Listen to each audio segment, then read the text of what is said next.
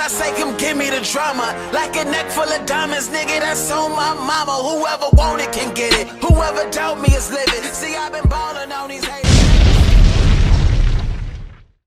Yes, what's poppin'? It's your boy Shabazz the OG, and welcome to another edition of the Pull Up. You see the ambiance, real sexy, calm. Pulled up to a nice spot today, didn't you? Yes, sir. You know, it's the Hustlers edition. Even though what we do is wrong, we gonna find a way to make it right. You dig me? Welcome to the Pull Up, baby. The boy Philadelphia Freeway is in the building. On the balcony, as we say. My pleasure, bro. You already know.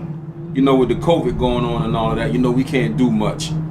Can't hang out at the spots we would normally hang out at. We can't move around in certain places like we normally would. So I said, fuck it. I had to create the ambiance at the crib. And let my brother Did a pull good up job, on me. bro. Let my brother pull up on me somewhere nice and calm and sexy and comfortable. I appreciate your time, baby. What's up? Anytime. I'm good, man. You know, every time I come out here, gotta come holler at the OG. You already know. Yeah, man. I've been out here for like 4 days. I ain't see you yet. That's weird. But that, okay, now watch this. Night one, we miss each other because you were supposed to meet me to eat. But you went to go eat. Didn't invite me. That's cool. You went to go eat at your old building. Come on, man. I remember. I went to I didn't even go eat. You know what I went to go do. Oh, no, you went to go do something else. I went to go eat. That's true. Friday night, hit and miss. You was shindigging. I was shindigging. That's cool. Then they went to Prime 112. That's where they didn't invite me to. They went shopping. They went to Prime 112. And my phone did not ring to the next day when he said, well, where was you at? I was home. Actually, your phone rang when I was on my way to Prime 112 to see if you wanted to go.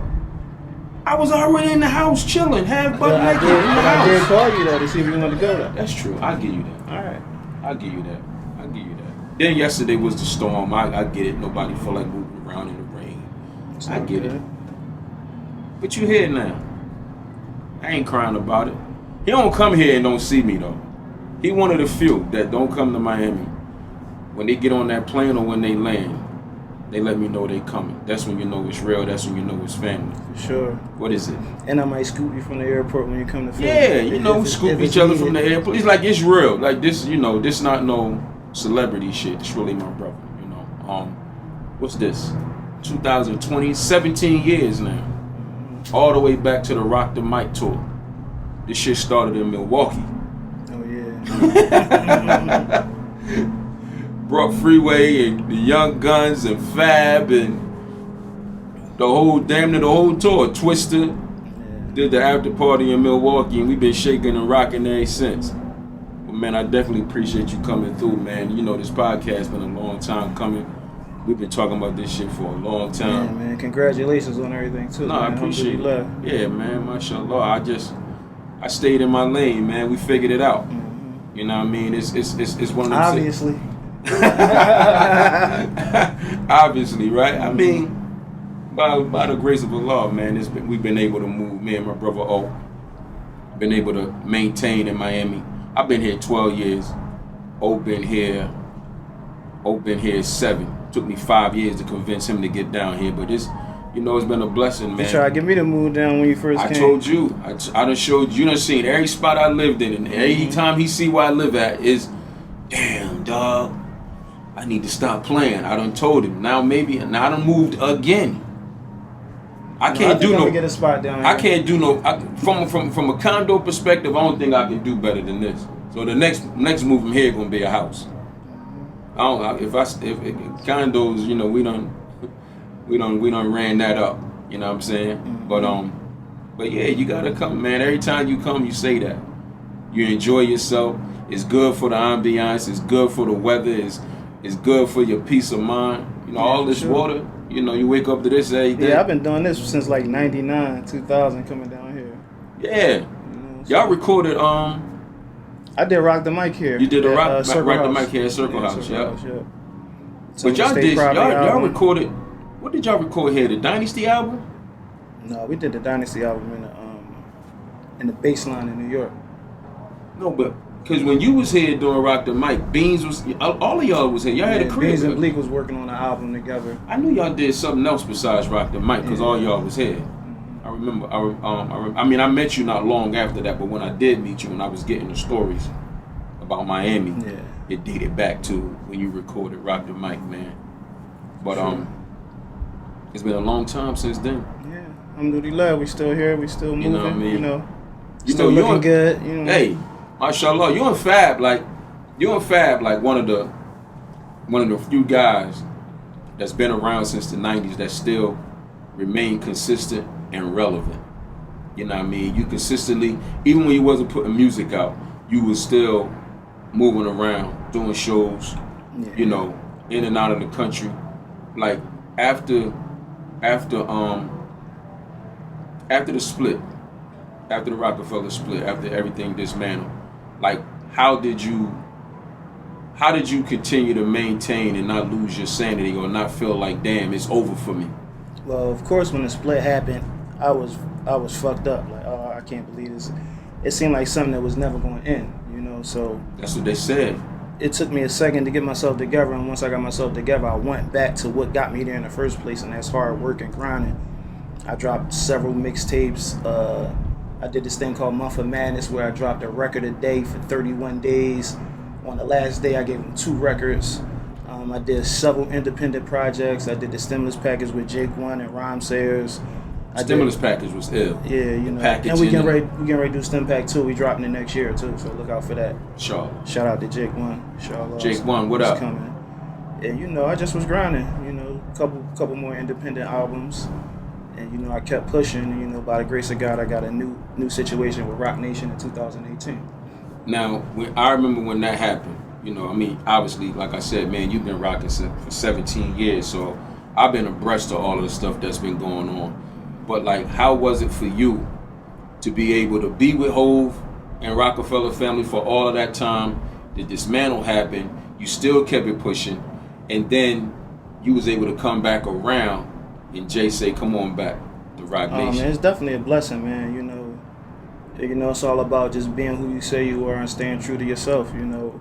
I reached out to Jay several times. Right. And the first time I reached out to him, I had an independent situation, so I couldn't move at that time, So once I was clear of all my obligations, I reached back out to him like, listen, big homie, I'm ready to make it happen. He was like, it's nothing, let's do it. Played them.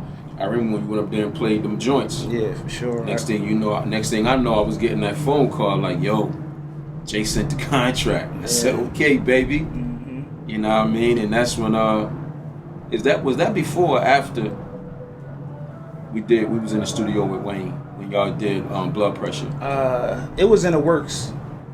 That's when the deal was going on. Yeah, it was in the works, Yeah, that was classic. Yeah, I'm gonna take the pat on the back for that. Freeway featuring Lil Wayne, Blood Pressure. Yeah, that was me. I did that. Yeah, you put that together for sure. You know what I mean? I made that happen. Mm-hmm. You know what I mean? Shout out to my nigga Mac Main. Couldn't Shout have did out it to without Mac. Mac Main. Mac always 100. Let me give Mac Main his due respect, because I couldn't have made it happen on this end without Mac Main making it happen on that end. So gotta shout out Mac Main for sure. Mac Main, Wayne, they always show me love. They always 100. Same people they was when I met Same them. dudes all the time. Sure. Mac Main is a real one. It's my guy. When you was in the midst of recording and doing the deal, you got sick. Actually, I got sick before that. I got sick in 2015. September 2015, I was diagnosed with end-stage renal failure. And when it really hit me, we had a Made in America in Philadelphia, and I was performing with Fab. Exactly. That's why I thought it was doing the deal, because I knew Jay was in there somewhere. It was made in America. But go ahead. Yeah, yep. So this is the first time I got an anxiety attack. It was crazy. I felt drained. I felt like I couldn't do it. I went to the front of the stage, and I'm like, yo, I don't even know if I can do this. I might not even be able to do it, because it was crazy. I was overwhelmed. By the grace of God, I got through it. And probably like a couple days later, I went and got my blood work done and got everything done at the doctor's. Then like a week later, the doctor called me and told me to get to the emergency room. My creatine levels was through the roof. Like my kidney functions was out of whack. So me being Muslim, first thing I did was I went to the masjid. I prayed, I asked Allah to help me deal with the situation. I went to the hospital. I was diagnosed with end-stage renal failure. The next day, they cut my chest open. They put a permacath in my chest. That's so I could access dialysis. And the next day, I was on dialysis. I did dialysis from September 17th, 2015 to February 4th, 2019. Monday, Wednesday, and Friday. Yeah, 4 hours a day. Yeah, and that's when I went to Johns Hopkins and I received a new kidney. Alhamdulillah. Yeah, that dialysis ain't no joke. You know, Monday, Wednesday, and Friday, 4 hours a day is like you don't know what to expect. Sometimes it's real draining on your body. Right. Sometimes after dialysis, you don't feel like doing nothing. Like, you know what I'm saying? But I was still pushing, still on the road. No, you still definitely recording, was. You You know? definitely was. Like I said, I talked to you a lot of those days at dialysis, and then you lost some people that you was going to dialysis with. Yeah, one day I was in there and the person that sit right next to me passed away right next to me. Like I was sitting there and I seen them like start turning green and they tried to bring like a little partition out, like one of them white partitions. Right. So I couldn't see what was going on, but you know, I still seen right through that joint. It was crazy, man, you know. So mentally, it wasn't just a physical strain. Mentally, you know, from you coming from the background that you had, running around in Philly, you know, then being signed to one of the biggest rap labels in that era, you know, and establishing yourself as a solo artist. Yeah. It wasn't just Rockefeller and state property. Like, you established Freeway as a solo artist. Sure. So coming from all of that, and then having a physical, you know, health ailment, like I said, that could be mentally and physically draining. I never saw you stop pushing. Like, yeah, man, it's a blessing, man. You know, I remember, like, the first couple times I did dialysis, I was still in the hospital. So, you know, they would take me, like, upstairs to the little room. I would do dialysis. I had my iPad. I would read. I would do a couple little different things. But when I had to go to the actual dialysis unit, right, with all the people, I remember the first time I walked in there, I looked around like, damn, this is my life now. Like, it's like a drastic change for me. Right. You know, like in this business, what we do, I could get called on the road Monday, Tuesday, Wednesday, Thursday, or Friday. You know, when I was on dialysis, I couldn't really move around as much during the week until I was actually set in, and then I had my schedules. Like I would go on tour while I was on dialysis, and we would have to set up the different cities for me to do dialysis. I was out here when I did the on a run tour with Khaled. Shout out to DJ Khaled. Shout out to J&B. They allowed me to be a part of the On the Run 2 tour. I did a couple dates with them. And I was here and I performed, and the next morning I had to go to dialysis, and it was like crazy. Like, you know what I'm saying? Like, just going from the stage to the dialysis room. So, did you ever reach a point where you felt like, I'm gonna have to figure something else out? I gotta get this music shit up. Like I got other things going. You know, right. You know, alhamdulillah. You know, I never was the type to sit on my hands. You know, no, so, for sure. But you know, music is my passion, and I feel like, you know, besides my Islam and, you know, my faith in Allah, that got me through, my music helped me get through too, because I still was doing everything that I normally do. It was times that I forgot that I was on dialysis. Like, I would be performing, I'd be running around, and I forget that I got kidney failure. Like, I'm like, oh shit, I gotta go to dialysis in the morning. You know your shit fucked up, right? Be easy. Nah, yeah, I can see how that could happen, because, you know, even though it became a part of your life, you know, instantly, it also kind of, I can see where it might be a little foreign to you, where like you can forget, because like you're so used to being a certain type of way that you had to make that adjustment and be consistent, you know, within the scope of that adjustment. Yeah, and being on dialysis is not a death sentence. You know, alhamdulillah, I was able to receive a new kidney, and I can move around way more than I was able to do, and I feel 100 times better than I did when I was on dialysis. But being on dialysis, as long as you listen to the doctors and you take the proper precautions, you eat what you're supposed to eat, drink what you're supposed to drink, You can have a successful life on dialysis. Wow. See, and a lot of people might not know that, you know what I mean? Because it's not something that a lot of people understand unless they're in that situation. Even myself included. Like, we hear about, you know, people on dialysis and having kidney failure. And shit, some of the stuff that I know, shit, really the only shit that I know came from being around you. You know, I did the kidney walk with you. Yeah. You know, they had me. Shout out to Wallow, because Wallow made me scale. We did a. Yo, you was bitching. You fucking right, I was bitching. I was scared. Bitching. They We had had me to pull up the footage and show the footage. Listen, I don't care. I'm not going. I was scared. It was a fucking building, a building like what I live in what was Baltimore. Baltimore, yeah. And I'm trying to understand. Shout out to the National Kidney Foundation, Yeah. the Baltimore division. We did this thing called Scale for Kidney Health. You had to scale a down building. the side of a building. Like a construction worker. Yeah, that joint was crazy. And I'm trying to understand, like, how does me scaling down the side of a building help? Like, what the fuck if I fall? Like, I'm trying. So they cursing me out. Oh, bad, stop bitching. Stop calling you. I called my mom. I told my mom, look, this is what I'm about to do. Like, Wallow laughing at me like it was a game. And Wallow was scared too. He just got a better cap game than I do. Because that shit was serious. And yes, I was scared. Fucked up my boots, my favorite, some of my, you know, I'm a Timberland wearing nigga. They fucked my boots up and my shoes, whatever I had on that day. Like, I ain't like it. And I'm not doing it no more. It's all good. You did it for me. I appreciate it. You know what I mean? I did this. How can I not pull up and do your podcast after you scaled scaled a building for him that served no purpose not only for me, for everybody that's going through kidney failure and everybody that's fighting. He scaled it for all of us. Put the OG on the spot like I wasn't going to do it. Scared to death, but I got it done though.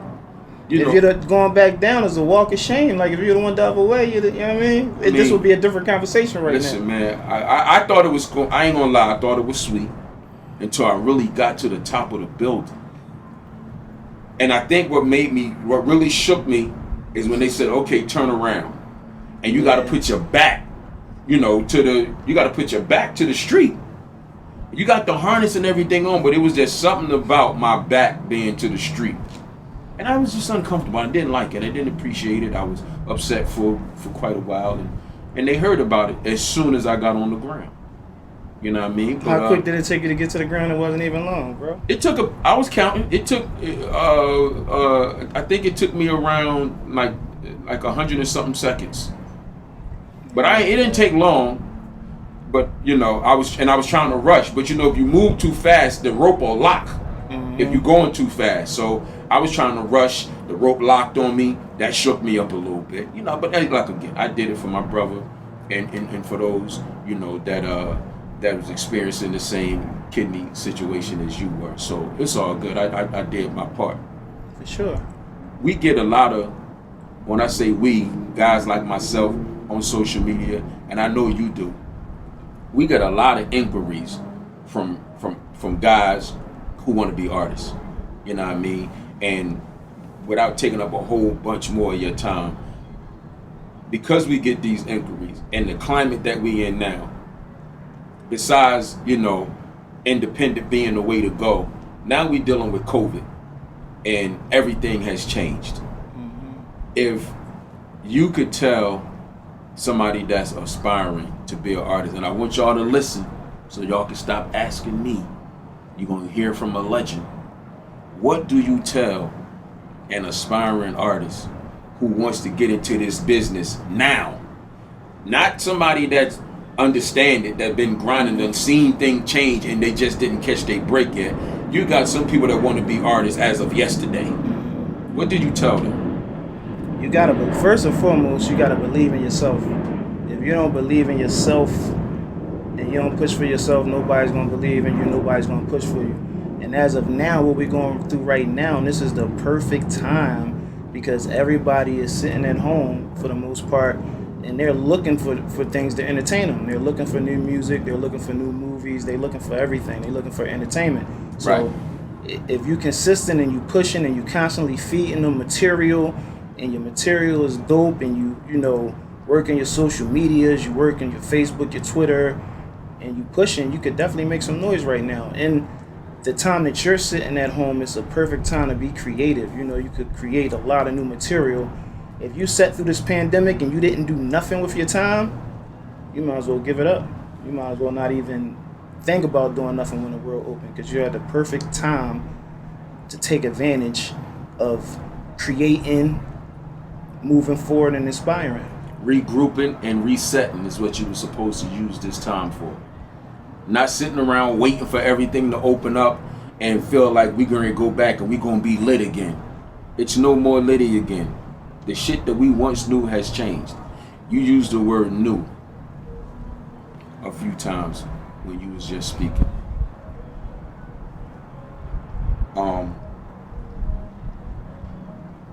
The artists nowadays have changed from the era of Rockefeller, Bad Boy, Rough Rider. Music has changed, artistry has changed, right? I'm gonna say some names, and when I say the name, I want you to tell me what you think. The first thing that comes to you with these artists, as people, whatever comes to mind, because they doing their thing. The Baby. I fuck with the Baby. Baby, he a real nigga. That's for sure. He doing his thing. I was watching an interview. He was like doing an interview with somebody, and it was like several years ago before he popped off. And you know, he was grinding. Like he was, you know, he believed in himself. You know, he had a lot of confidence when he was talking on an interview, and you know, I seen the potential in him in his interview. And you know, he's solid. He be pushing his music good. He found his lane and he doing his thing. What did you think when you first saw him with a diaper on? Like before obviously that's when he was really marketing himself. I never seen him with the diaper on. You never saw it? No, I just heard about it. I ain't even gonna front. When I first saw it, me personally, I'm like, yo, this is what the game has come to. Once I got in tune with him as an artist, and then listening to him talk as a man and as a dad and just as a person, then it made sense. He had that level of I don't give a fuckness what nobody think, and that's exactly what you gotta have in order to propel and excel in this game, sure, or definitely. anything else, because he knew what he was doing, even if nobody else knew it or understood it. He knew exactly what he was doing. Exactly. And it worked for him. Just like when back in the day when Jay was going from label to label trying to get signed, and they was telling him we ain't feeling it. But he knew what he was doing. He believed in himself, and look now. Yeah, no, he knew. You know, we was actually having that conversation not too long ago. Some guys was talking about Reasonable Doubt, and they were saying how Reasonable Doubt wasn't received by so many people because they ain't understand it. Yeah. And if you wasn't getting money back then, you wouldn't. No way you would understand. There was no way you was going to understand. It was high level, you know, not for our level. people, unless you was really into it and you was living that life. If you wasn't getting money during those days, you would not understand Reasonable Doubt. But I tell you one thing: if you was getting money, you knew that man was doing his thing, because you can't tell it like that unless you lived it. I seen him when my man Ty brought Jay to Philly. I seen him with the Cristal. Like, that's when I really knew, okay, this dude be talking about what he really doing. How about the limo? He got 2 bottles of Chris. We standing outside the hotel downtown in Philly. Like, he was really doing that. Yeah, for sure. You know, when he that shit he talking, you know, and that's why, you know, what people don't really realize when he's saying stuff in his rhymes, like, you know, high stakes, I got more at stake than Philly. Like, Jay was really fucking with Philly. Yeah, for sure. From back then, which is how, you know, it even made sense to put, you know, the Rockefeller family together and shit, 75% of the rock being from Philly. It just made sense. But yeah, you know, he stuck to his script. Like you say, the Baby stuck to his script. They knew what worked for them, and they stuck to it. Cardi B. Of course, Cardi B, she the shit. You know, she came from humble beginnings. You know, like a lot of, you know, chicks out here that gotta get to it, gotta get to the bag, and don't have no other way to get to it. You know, she been through that. She did her thing with the reality TV, and then she took off with the music. Right. And she's still holding her ground. Right. It's a lot of controversy, and I'm gonna ask you your honest opinion around the WAP record, right? Do you think it's Cardi B, Megan, or any other entertainer for that matter? Do you think it's their responsibility to be role models? It depends on if that's what they set out to be. If that ain't what they set out to be, then it's not their responsibility. But you know, you have some artists, that's what they set out to be. They, you know, through their life experiences, they want to, you know, be a role model and show and prove and, you know, try to guide people in the right direction.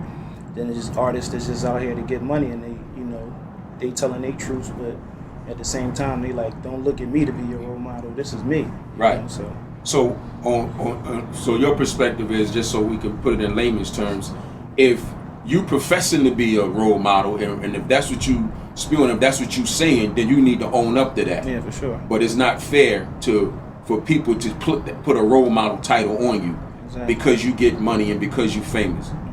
I feel the same way. You know, I had these conversations all the time on my Instagram Live. I talk to a lot of people, and I hear a lot of negative connotation directed toward Cardi and the Megans, and, you know, because it's like, y'all showing these young girls, and I'm like, they not showing them nothing. Like, that's what parents are for. We came up at a time where kids stayed in kids' places, and if you didn't stay in a child's place, an adult put you in your place. Sure. And it's not enough of that, in my opinion. And I don't think, like you said, if somebody signs up to be a role model and say, you know, this is what I'm going to do and this is what I'm doing, then they should see that through. But you can't just place that on people just because they're famous and just because they got money. You got to be real careful. It's a thin line between that, if you ask me. Sure. What's next for you? Oh man, you know, I've just finished up a new project. Hopefully we get that out sometime between October and November. Still Rock Nation. Yeah, still Rock Nation. And like I told you, we working on the stimulus package too. We dropping that next year. You know, I'm just grinding. You know, I just launched a new website, freedomthinkersacademy.com. It's Freedom music, Thinkers Academy. health, and culture. You know, we're inspiring artists to be great. You know, I got a couple workshops on there, you know, that help artists, you know, show them how to create songs, you know, and it's the shit, man. When y'all get a chance, check out www.freedomthinkersacademy.com. And then, you know, I got the beard cream popping, best beard cream. I got some beard cream right in the crib. My beard ain't husky like his, but, you know, it do keep you smelling good. So I like using mine. You know, music is just the launching pad for you to do so many things for you artists out there. Right. And the important thing is to do things that you're passionate about. Like with my website, Freedom Thinkers Academy, I'm passionate about seeing artists develop and do their thing. You know, with my beard cream, I was the first artist with a beard. So, you know, I'm passionate about beard health. So there you go. You know, you got to get into the lane and find what you're passionate about and, you know, take advantage. Any more platforms you want them to see you on? I'm grinding, man, so they're gonna see me on a lot of platforms. But my social media is Philadelphia Freeway on Facebook. It's Philly Freeway on Instagram, and it's Philly Freezer on Twitter. There you have it. I appreciate you stopping through and spending some time with me. Anytime, OG. You already know. I know you about to go get on that yacht and cruise that water. For sure. I appreciate your time again. I'm looking in there. It looked like they might have left me, but you know, I gotta pay for it, so they couldn't go too far. Don't worry about that. They ain't going nowhere. If they left, they'll be back. They'll be back. I appreciate you hanging out again. Another edition of the Pull Up. Shabazz the OG. We gone.